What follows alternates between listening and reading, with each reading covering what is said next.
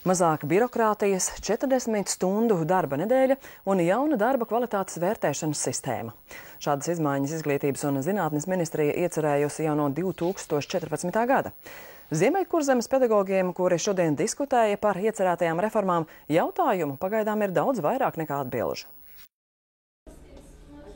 Skolu gaiteņos valda klusums, sācies eksāmenu laiks, bet Ziemeļkurzemes pedagogi pulcējas tukumā, lai diskutētu par izglītības nākotni. Izglītības ministrs, kurš veselības problēmu dēļ uz diskusiju nebija ieradies, no video ekrāna iezīmē nākotnes scenāriju, kurā jau no 2014. gada paredzēts gan mazināt birokrātiju un, piemēram, par skolu reorganizāciju lemt tikai pašvaldībām un skolām, gan pāriet uz 40 stundu darba nedēļu, gan mainīt pedagogu darba kvalitātes novērtēšanas sistēmu. Galvenie kritēriji, protams, ir pedagoģa darba kvalitātes novērtēšana mācību darbā. Tas ir, ko dara mācību stundā.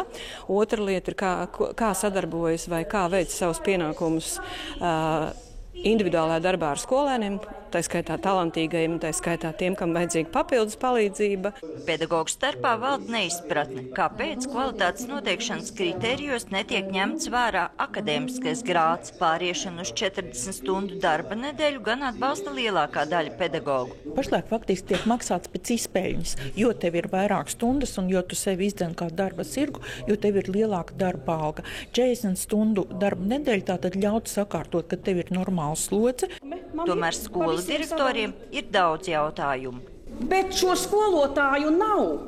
Mēs varam tikai pārvilināt no vienas skolas uz otru. Katru skolotāju, cik mācību priekšmets viņš raksta, tik viņam jāir atsevišķs jauns numuriņš ar viņu personas kodu. Varbūt tad vienreiz jāsaskaita skolotājs pēc personas kodiem, nevis cik ailīts viņš aizņem. Kopumā 7 diskusijās 6 Latvijas pilsētās savu viedokli par 21. gadsimta skolu izteica apmēram 1000 pedagogu. Izteiktie viedokļi tikšot apkopoti un izvērtēts arī iespējas tos ieviest. Sandra Leitāna, Andris Pāns, TV Spektrs.